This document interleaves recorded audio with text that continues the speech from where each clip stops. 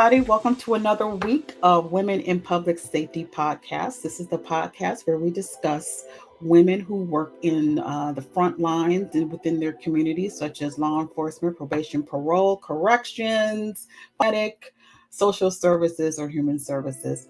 My name is Harriet Westmore. I'm your host.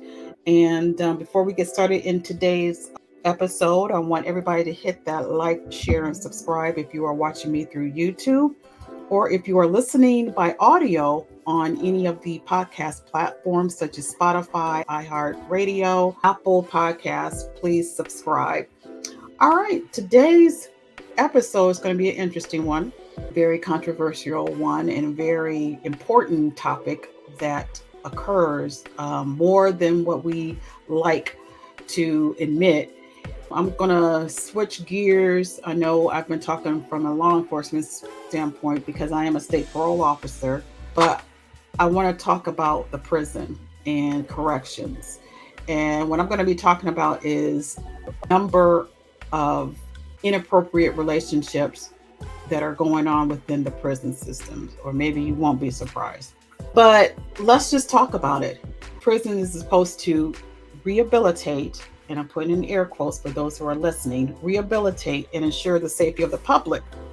But what happens if boundaries are crossed between staff and the inmate, and relationships are developed that's beyond a professional standpoint between the inmate and staff?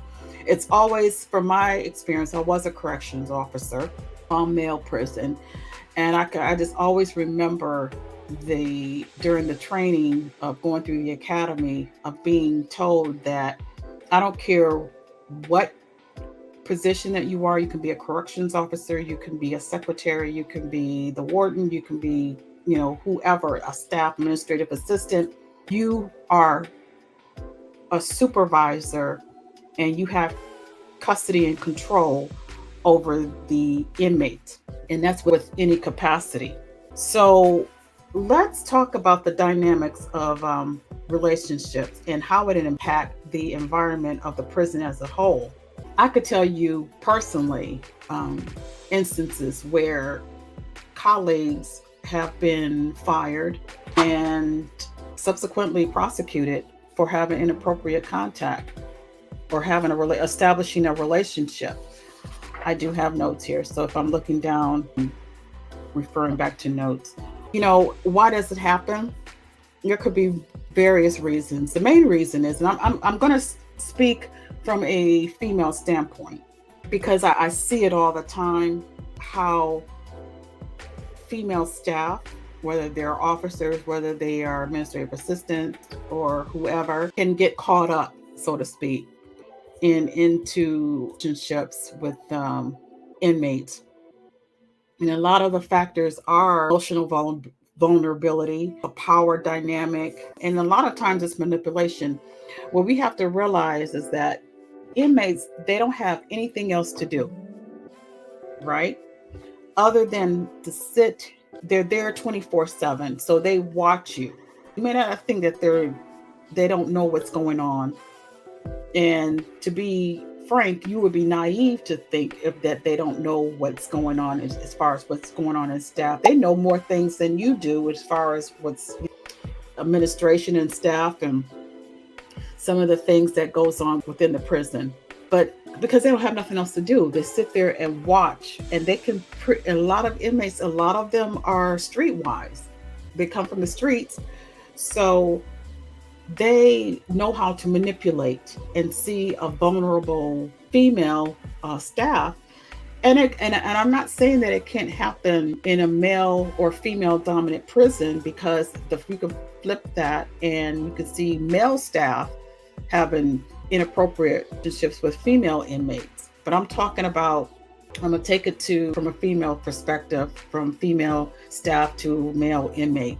These inmates, like I said, they have nothing else to do other than to study and watch your move, every move. They know what time you go on shift. They know when it's chow, where are you, your post. They know if you talk to them, as a casual talk, they also, if you're not careful, they also know about your personal life.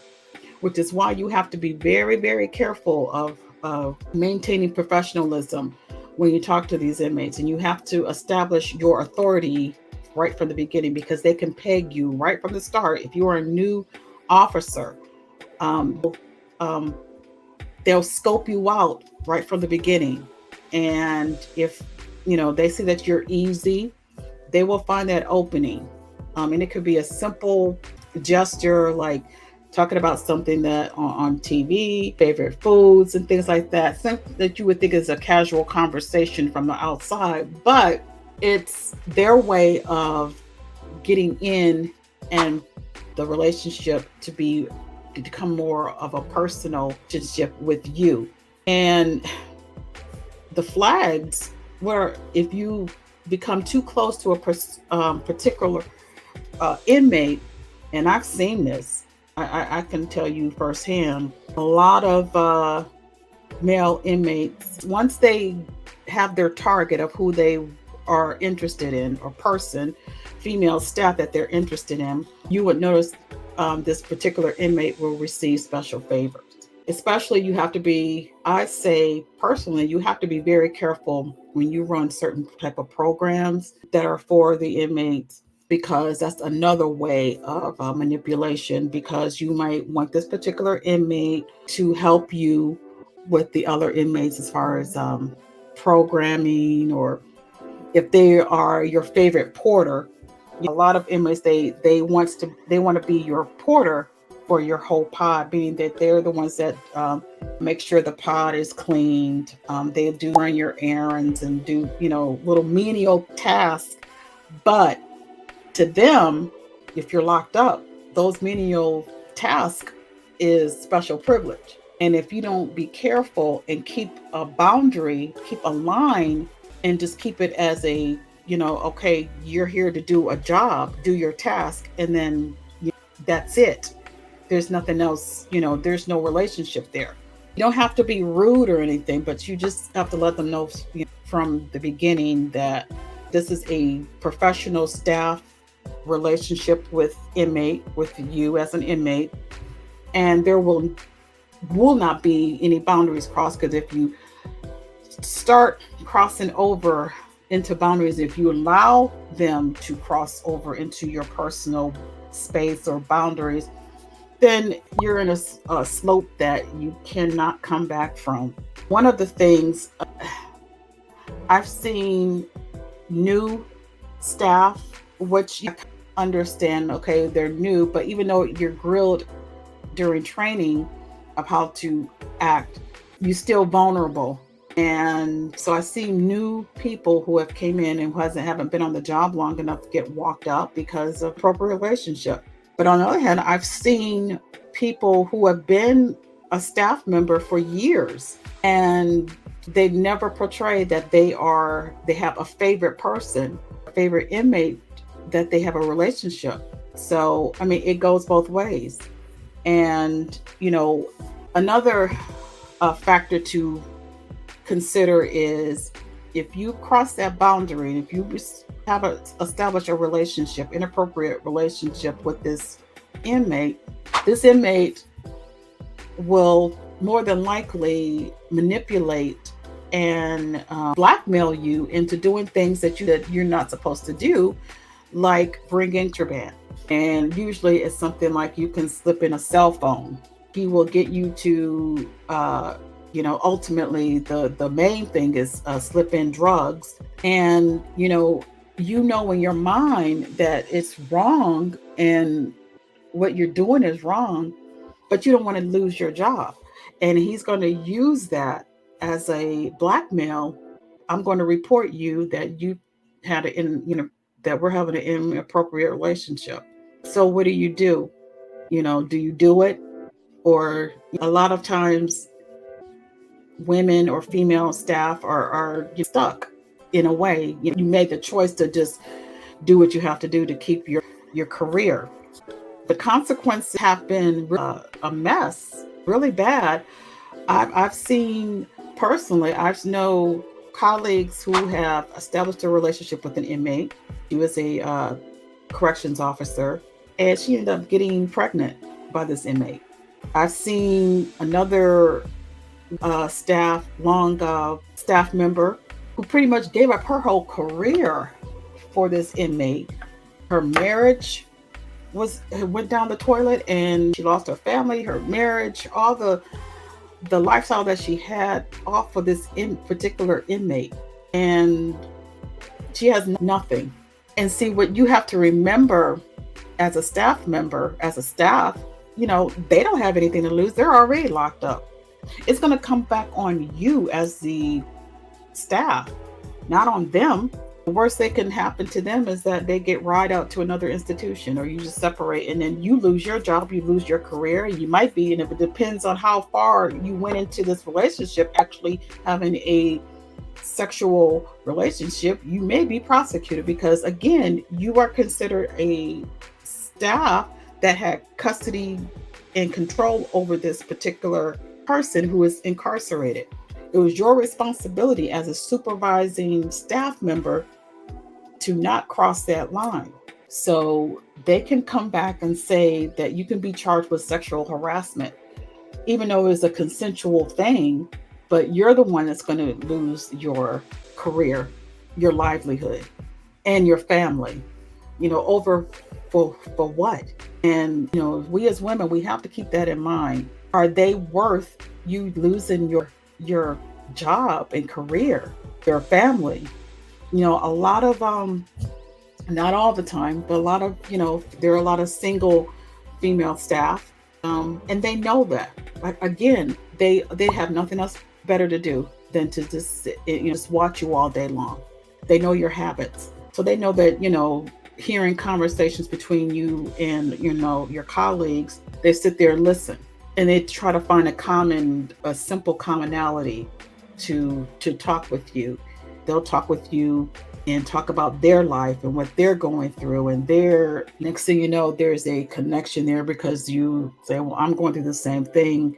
They may say, well, I'm going through a divorce or whatever, and you may be going through a divorce, or a breakup with your partner. And so there's that that's that common thread. And then he's going to manipulate that. He's going to sympathize and empathize with you. And again, it's about that power, the power dynamic and the manipulation, that a lot of them, that's what they do. And that's the most reality. That's pretty much the reality of it. I keep stressing, they don't have anything to lose. You do. So how do we deal with this? What is the answer of reducing the statistics of inappropriate staff relationships? Because not only are you risking yourself as a person, your career and your livelihood, you're also taking a risk from the security and safety of the institution as a whole. Then you're putting your colleagues in a bind. You're putting them in jeopardy of safety issues because of your relationship of crossing over and crossing the line and of establishing a relationship with an inmate. So one of the things, this has been an ongoing study. Well, how do you combat this ongoing problem? Is just this comprehensive training of staff, and just keep, reiterating, keep ongoing, continued training of, what is maintaining professional boundary versus crossing over and establishing inappropriate relationships. If it takes like scenarios, I know maybe there should be some scenarios that can be implemented, and just to see how you would react as an officer. And you may not know that it's being like a case study, but maybe having these type of case studies and scenarios, and just to see how you as a staff person, how you react to these scenarios, could very well be an eye opener. And maybe, you may want to consider another career, because if it's to the point that where you are falling into down that slippery slope, then again, that's going to be a slope that you will not be able to rise and come back from. There's increased monitoring. Now they have cameras everywhere. There used to be back in the day, there's certain areas within the prison that you can go, and a lot of times that's how relationships are, that you go into areas where there are no cameras.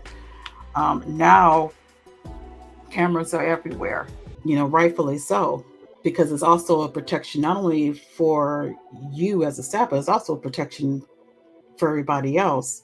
Because if they may come back and say, well, want to make an accusation on you, and you couldn't, well, that you did not do anything that was inappropriate, it's on camera. And to, just maintain that boundary from the get go.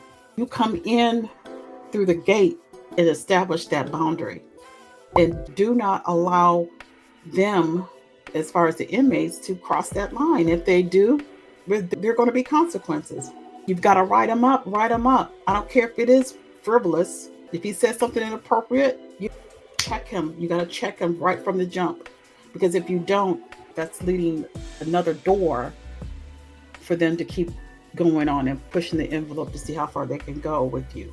So you gotta, a lot of times I had to just check them from jump, from the beginning. They said something, oh, you look nice today. Well, I'm in uniform, first of all. How nice could I be in a corrections uniform? But, and I've said, thanks, but don't say that again. I know you may not mean anything by it, but don't say that again. And they were pretty much, oh, I'm sorry, I didn't mean, don't, you just give them, let them know you're pretty much on to them. And maybe it wasn't, anything behind it, but still, you don't say that to a staff member. An inmate does not say that to a staff. And I have written up a few tickets. It's just sending a message that I'm not one to play with, and I'm not going to be the one who crossed the boundary. Because, like I said, it was instilled in me.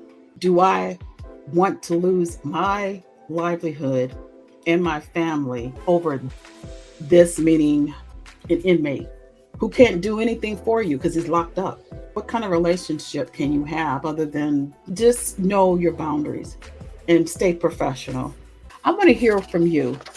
Do you know any stories, or have you encountered any colleagues or those who are in the correction system of when inappropriate relationships have occurred, and how was it handled? So let me know. Let's get the conversation going. Let's please be respectful in our comments on YouTube. Also, if you have any other stories or episodes, or any ideas of topics to talk about that you would like for me to discuss, please reach out to me at publicsafetybywomen@gmail.com. That's publicsafetybywomen, all one word, @gmail.com. But in the meantime, please stay safe, know your boundaries, and be blessed. And do not let anyone manipulate you. You have the power in your hands, and do not relinquish that power to anybody else. Stay safe. Bye.